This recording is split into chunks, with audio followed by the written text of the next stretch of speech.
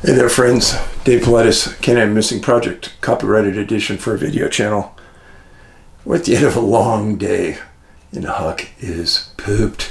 He's been running like a wild dog all day and she is crashed here in the studio. She goes, "Dad, just leave me quiet, please, leave me alone." Not a chance, Huck. We've got to film. And this is a missing 411 case that I gotta tell you, this one hurts. This one really hurts me to even talk about. A lot of you have said, "Dave, why aren't you covering this? Why aren't you covering it?" I'm waiting for all of the pieces of the puzzle to fall into place. And I'm not saying that they did, but I am saying that this one hurt me. The young man's name was Caleb Harris. And Caleb went missing March 4th, 2024 in the early morning hours. Corpus Christi, Texas. He was a Texas A&M student.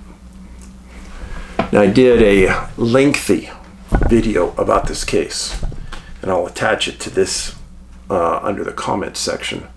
You need to watch that before you watch this, because I'm not going to repeat everything I said in that first one, but I will repeat a lot of it. Just, I think it's important.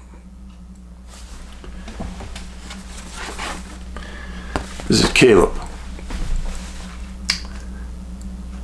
Caleb, I can relate to so much because he loved to fish. Well, when I was going to school, just like I am today, I loved to fish. Caleb was going to school, lived in an apartment complex with his roommates. I searched a lot, friends. I searched a lot. And I don't look for bad things on people, but I never found one bad thing about Caleb that anybody said. And he was super tight with his parents and his sister, younger sister. The night he disappeared, he sent something to her, and let me get into it. He's 21 years old when he disappeared. And I need to talk about missing 411, a sobering coincidence, because that is why we are here talking about Caleb. In that book, I write about a series of, it's essentially all young men, very healthy, athletic, studious. The disappearance is never seen.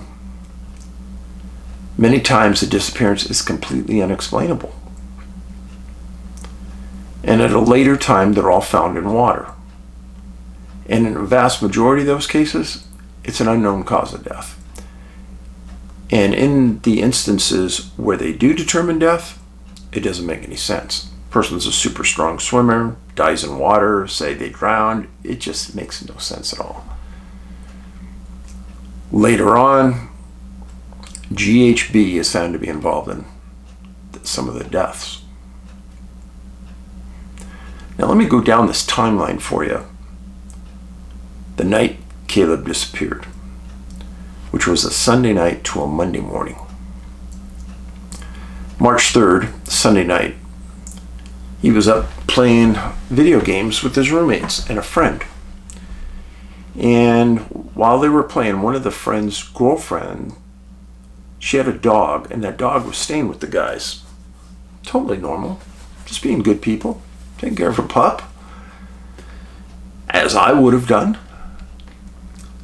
Well, a couple hours later, March 4th, early morning hours, 12:56 a.m., at another apartment in the complex, their doorbell camera captures Caleb, his friend, and a roommate playing with that roommate's girlfriend's puppy inside the apartment complex. Again, totally normal. Take the dog out, let her go to the bathroom, bring her back, have some fun, wear her out, get her tired so she'll go to bed and sleep. I get it. Exactly what I would be doing. 2:20 a.m. Roommate announces that he's going to go to bed. Harris tells the roommate that he's going to order Uber to deliver a school lunch that he'll take with him tomorrow. Again, totally normal. 2:44 a.m. Harris is picked up on that camera again, walking the puppy through the apartment complex. And while he's in the parking lot, he sends a Snapchat to his younger sister. I don't know what the sister's doing up on a school night or a Sunday night that late, but he does. Later on, everybody says it's totally normal. Sister and him are tight. They communicate a lot. Good brother. 3:03 a.m. The last Snapchat of the night is sent from a bridge over like a crappy little creek near his apartment complex. 3:20 a.m. Uber driver arrives with his food and leaves it at the front door of Harris's apartment per the instructions on the Uber payment. I could see what was going on here. He probably didn't know what time the driver was going to arrive. He was probably getting tired, thought he was just going to go to bed, wake up in the morning. Very safe area. Pick up his Uber when he goes out and goes to school. Again, typical, normal, everything right on key. So, 11 a.m.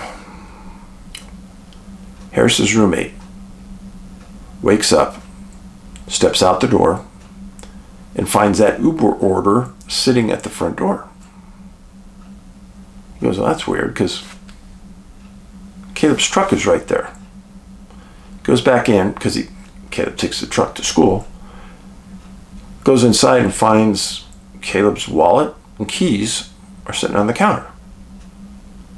Goes into the room. Caleb hadn't been back to the room and hadn't slept in the bed last night. Something's weird.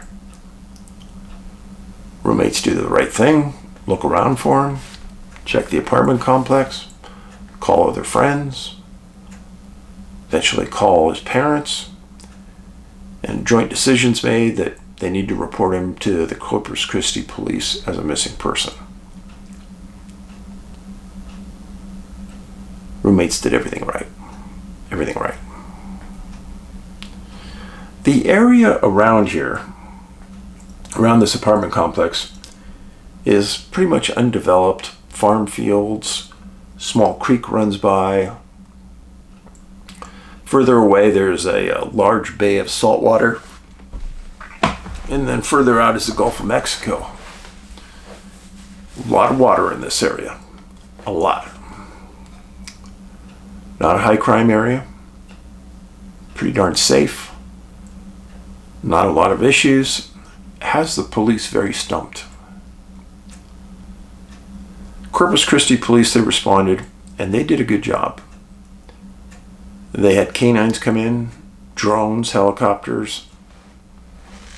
They sent detectives in to interview people in the apartment complex, trying to look for camera footage, which they did find. Doorbell camera footage. The residences were talked to. The Uber driver was tracked down, interviewed, and the police said, no way he is a suspect. And then they talked to Caleb's friends and his roommates. The profile they got out of him is exactly what I told you. Good kid, studious, just trying to get through school, being nice. One thing everyone said, he loves to fish. All right.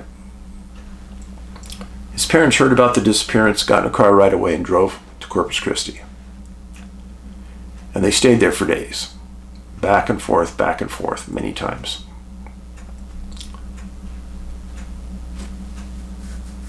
What I got from this is deep, deep love for Caleb by his family.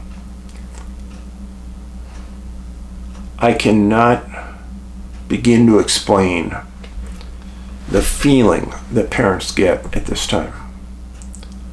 It's disastrous. When you know your son is stable, you have no issues, and suddenly they're gone, They went at the time, and so did some police that sometimes say that there might have been foul play involved. Understandable. Outside of his normal behavior, what else are you going to think? Well, the police kept up the searching. They put divers in the water in some of the water areas. They brought in the city water department, and they searched every manhole on the street between his apartment complex, the bridge, and all in between. They searched them. They didn't find anything. They went back and repeatedly searched them. Nothing. Months went by. I followed this case for months. It was the #1 case sitting on my desk for months. I knew this case was a 411 case. That's why I did it at the beginning.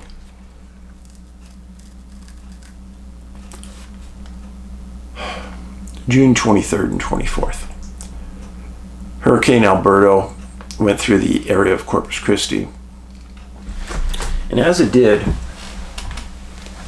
alarms went off at a local well pumping station. Alarms go off when they have a clogged pipe. They don't want the pumps to burn up, so they need a maintenance man to come down there and clear the pipes. Maintenance man comes and arrives at this pumping station 600 feet from the apartment complex where Caleb lived. That's close, folks. The maintenance man has to unlock a barbed wire fence surrounding the pump station. Then he has to go in and unlock a door to the pumping station. Then he has to open up the vats to look inside, and he sees what he believes to be a body. He calls Corpus Christi Fire and Police. They respond. And they get on their hazmat suits and they recover human remains from the bottom of this well. The police decide to send the remains to the University of Texas DNA ID lab. Yes, the same University of Texas DNA lab that we sent the DNA on our DNA testing for Sasquatch. Same lab. Now, I want you to pay attention to something here.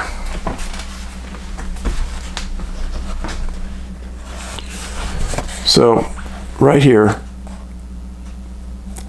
is where the body was recovered at the well station. Right here is the apartment complex that Caleb lived at, right here. Close. Right here, he was on a bridge sending that Snapchat at 3:03 a.m. And there's a creek that flows through here. Not a very deep creek. At the night of the incident, very shallow, hardly running at all. Not enough to flow the body. So how did he get from here to here? Inside of a locked well? Well, friends, that is the $1,000,000 question. KHOU, Texas, June 27th, 2024. That's what they said.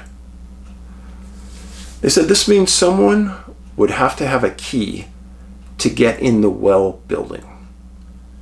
It was locked when the employee arrived, surrounded by barbed wire fence. How did Caleb get there? They said there was not one piece of evidence to explain what happened. That's heavy. As a former detective, I can tell you that my head would have been spinning on its axis, wondering what in the heck I had. But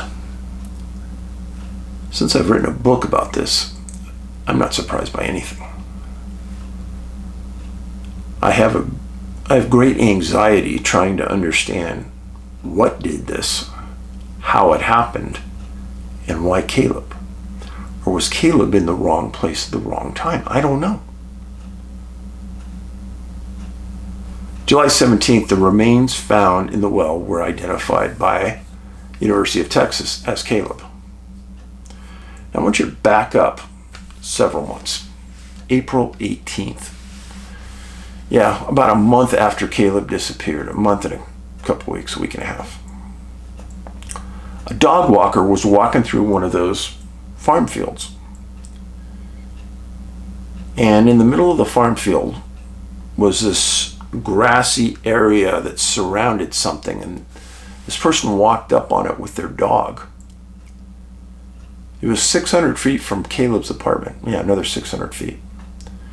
And they saw that it was a manhole off a manhole cover in the middle of this field. Well, they knew that Caleb was missing. So on April 18th, they called the Corpus Christi police.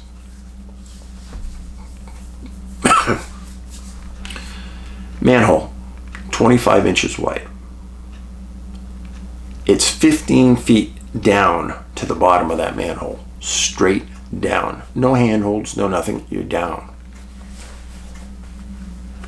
Well, the police come out, they search it, nothing inside.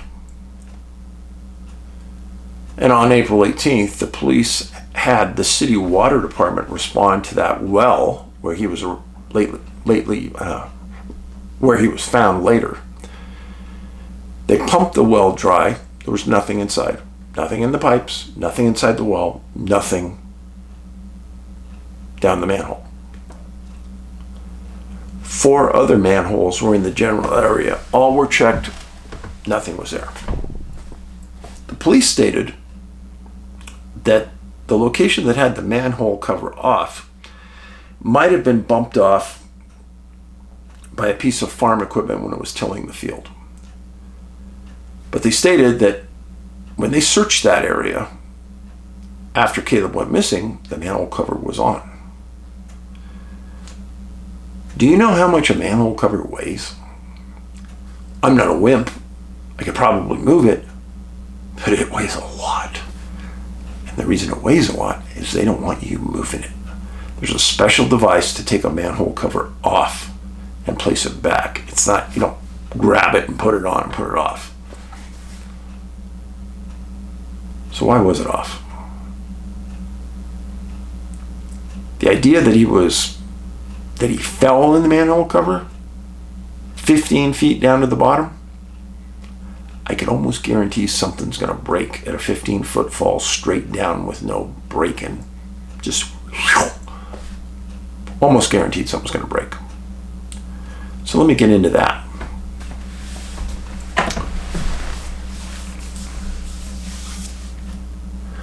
The coroner's report was released semi after they stated that the body found in the well was Caleb. They stated, number one, and the most important thing in my mind, there was no traumatic injury. Meaning fractured skull, broken tibia, fibia, broken arm, etc. No traumatic injury, no broken bones. Toxicology, negative. Meaning there were no drugs in his system. They stated that almost all of the bones were located, except the mandible, the clavicle, the sternum. This is interesting. And almost every bone associated with the foot. I just find that odd. I'm sorry, I just find that very odd. They stated that they found most of Caleb's clothes in the mud in the tank. So my question comes down to, were his clothes on when he went in that tank? Or were they off? And there was never any mention of shoes being found with the clothes. Which begs to ask the question, did he even have shoes on when he went outside that night? I don't know. Police and coroner stated clearly, they do not know how Caleb's body ended up in the wastewater well. Period. I think that is an admirable statement, because mostly the police want to act strong. They know everything. They didn't know this. Important points to remember on this case. Why are we here? Why are we even discussing this? Nobody saw Caleb enter the well, a manhole cover, or any pipes. Nobody saw this. Nobody reported they saw Caleb standing on the bridge taking a photo that he Snapchatted, which would have been the last one. Point of separation. When Caleb said goodnight to his roommate and walked back outside, point of separation. And one of the last things Caleb was doing was walking the dog. Missing people with dogs. This is another one. Now, it's unclear to me whether Caleb disappeared with that dog or not. I don't think so. I think he disappeared and left the dog in the apartment. But I think that's true. He was found in water. He was aged 21 years old, in perfect health. As a 10x profile point. He had an unknown cause of death, 10x profile point. Student, 10x. And I don't care what anybody says about this case. In general, there are suspicious circumstances that nobody can explain. No logical explanation for any of this. Now, has this happened before? Yes, there has. There's a case in the UK of a young, I think it was 12 or 13-year-old black boy that was extremely smart, great student, disappears, gets found days later in the storm drain. How did he get there? Nobody knows. Nobody knows. And remember the case about the Japanese man ending up in the toilet, in the septic tank, essentially. These things happen. I'm not going to pretend like I have any answers to this. I can tell you that when I first read about Caleb's disappearance, I kept my mouth shut, waited for it to evolve, but in the back of my mind, I knew how this was going to turn out. I don't mean I thought he was going to be in this well or anything like that, but I could tell you he was going to be found in water, deceased. I just knew it. I've seen it too many times. Last thing. Caleb's parents. You know, one thing that we as people here on earth need to remember is to treat others as how we want to be treated ourselves.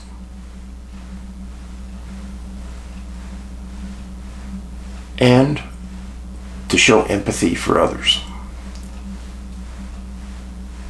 I read a lot about Caleb's mom and dad.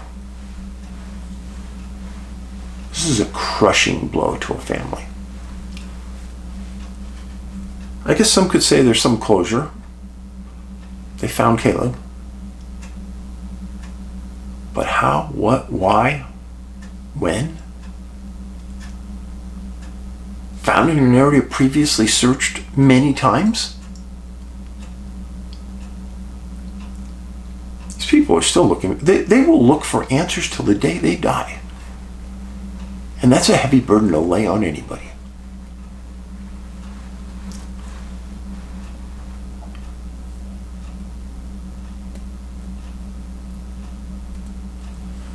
It would help if you watched my movies. My documentaries don't cost you anything to watch. go to Tubi and go to the documentary section, and you can watch Missing 411, Missing 411 The Hunted, Missing 411 The UFO Connection. It will help you greatly have a general understanding of what this is. And you can really help us by passing that link on Tubi on to everybody on your social media. It would really help. People are reluctant to read books.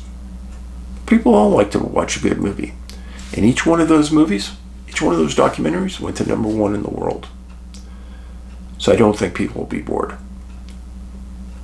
If you want to read books, I'm ecstatic.